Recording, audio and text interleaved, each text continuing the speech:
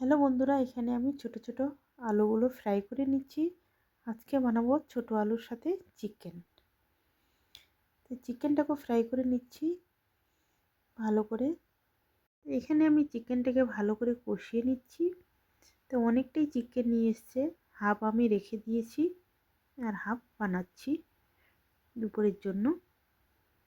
তো আজকে একদমই অল্প করে চিকেন বানাচ্ছি, তাও আবার আলু দিয়ে। অনেক দিন আলু দিয়ে চিকেন খাওয়া হয়নি, তার জন্য আজকে আলু দিয়ে চিকেনটা বানাবো।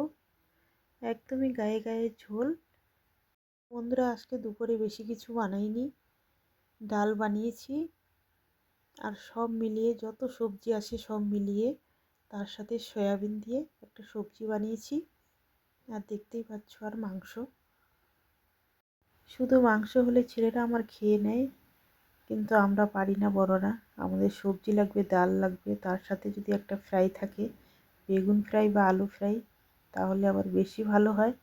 কিন্তু আজকে আমি কোনো কিছুই ফ্রাই করিনি, শুধু সবজি, ডাল আর মাংস। এদিকে ভাত হয়ে গেল, গরম জলও বসিয়ে দিয়েছি। তো বন্ধুরা, চিকেনে আমি কিন্তু এভারেস্ট গরম মশলা দিয়ে দিয়েছি। আর প্রেশার কুকারে রয়েছে ডাল, খুলে আর দেখালাম না। তো এখন বাজে 1:30টার মধ্যে আমরা খাওয়া দাওয়া কমপ্লিট করব। রোজ আমরা 1:30 থেকে 2টোর মধ্যে খেতে বসি, তো আজকেও তাই খেতে বসবো এখন। বন্ধুরা, ভিডিওটা এখানেই শেষ করছি, দেখা হচ্ছে পরের ভিডিওতে।